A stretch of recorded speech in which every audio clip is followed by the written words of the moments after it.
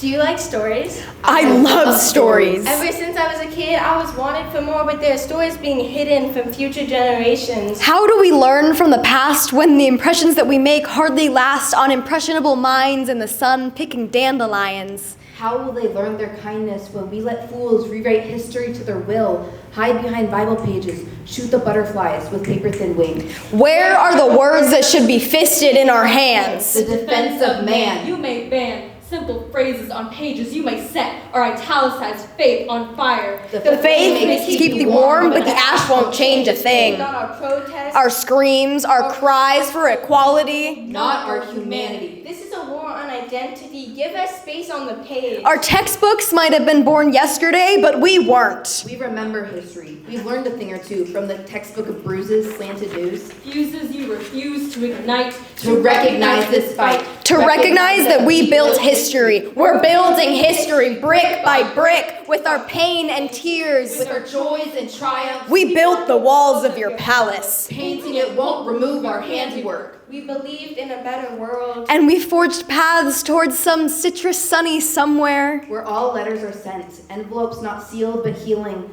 journals hidden under pillows, dreaming of freedom of speech, get to finally be seen. There, the butterflies with paper-thin wings get to breathe easy. We've learned to breathe easier. Even in your burnt and blacked-out sky. We've learned to find our way. Like the butterfly's instinct to fly. Weave behind bullet-hole pages. Why won't you let us behold the whole story, putting holes in our wings because of your holy book?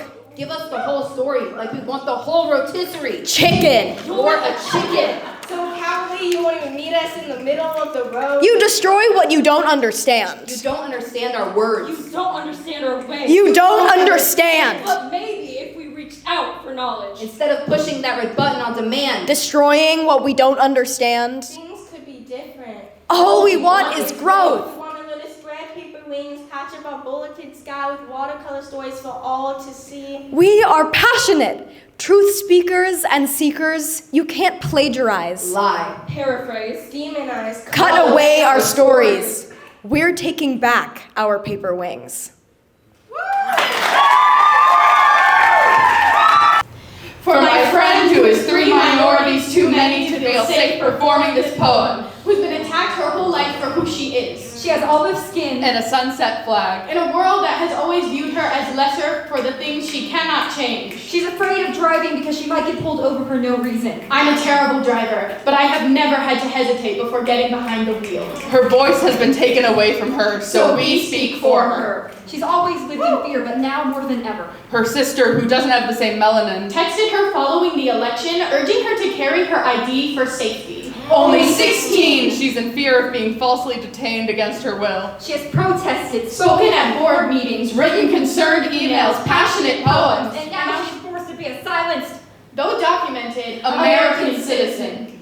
For my classmate with dreadlocks, always different colors. A vibrant rainbow shining around her, but people only see the color of her skin. We walk into a restaurant and the manager thinks we're up to something. A group of trucker boys at Buffalo Wild Wings stare. She just thinks she rubbed them the wrong way. Not a thought towards her skin. Because why would she? I spent months fearing she'd be deported back to Africa. She's safe only because her race isn't the one being targeted. For now. For my stepdad. Completely sunburned because he believes Mexicans are immune to the sun. He should be safe. He's American, half white, has a European name. I speak clearer Spanish than him. But his Hispanic heritage makes him a target.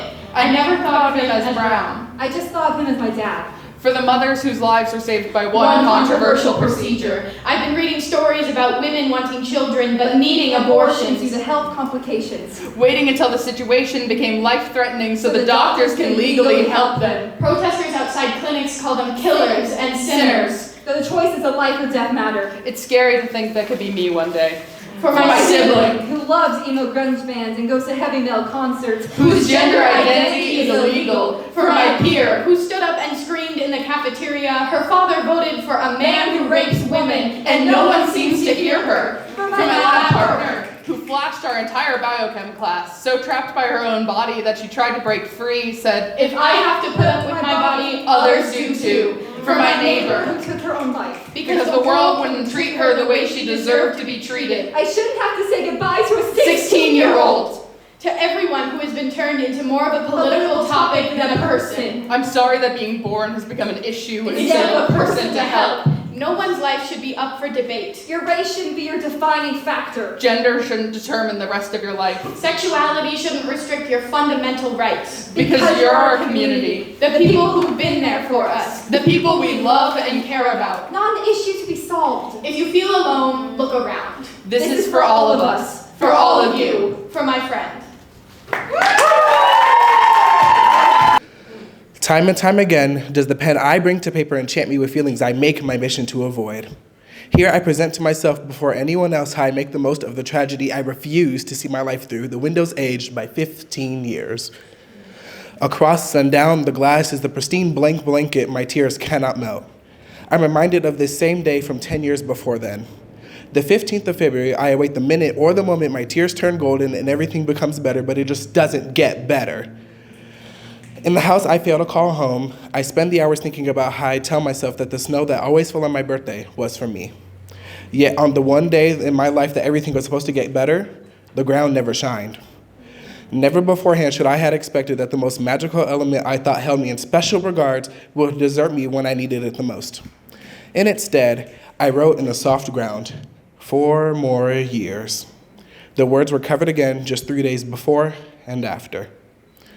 Told to repeat these words, letters, and phrases to become golden even after I thought I was too late. A, B, C, D, E, F, G, H, I, J, K, L, M, N, O, P, Q, R, S, 2. Become.